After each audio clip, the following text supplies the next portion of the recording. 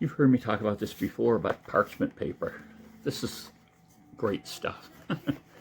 You put it down in a pan or on a cooking sheet, nothing sticks, and sometimes you can take the paper off and it's like the pan has never even been used. What about brand? I always just buy the cheapest. I do the unit prices. So this was 125 feet, 23 feet. I just compare the prices to see which is cheapest per foot. And I use this. I did get some once before, which is kind of interesting, that it had lines drawn on it. So it was easier to cut and things like that. Was kind of nice, but I can survive without the lines. As you'll see, as we cut some pieces of parchment paper to fit in a Pullman pan, so my bread will come out easier. Okay, here's a trick with the Pullman pan.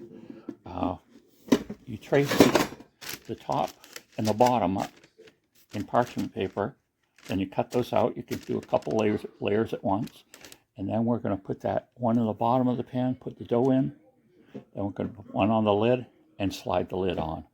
And so it's going to work a lot better to get it unstuck. Now these are supposed to have a non-stick coating, but this pen is old, so the parchment trick really works well.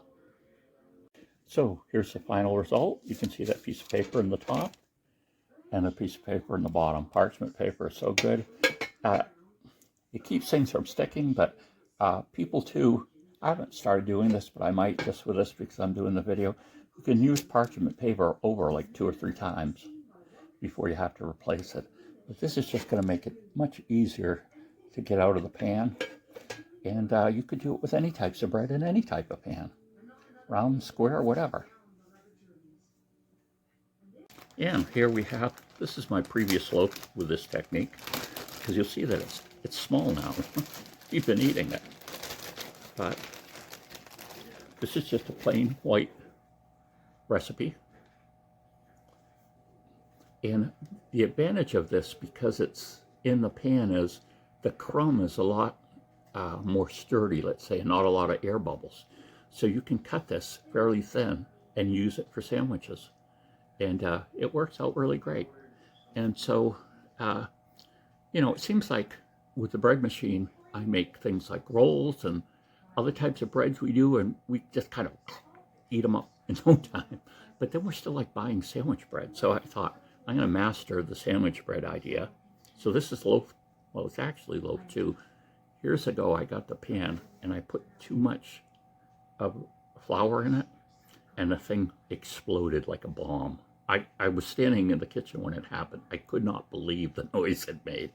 But so I'll share later the recipe that I'm using as I continue to refine things a little bit. And also it helps to have a guide to help you cut this. I bought an inexpensive bread guide, and I can see why people buy the wooden ones, because this thing that I got isn't very sturdy. But I may try. It comes apart. I may just try gluing it in place, but I'll show you that later too. But how to get your bread out.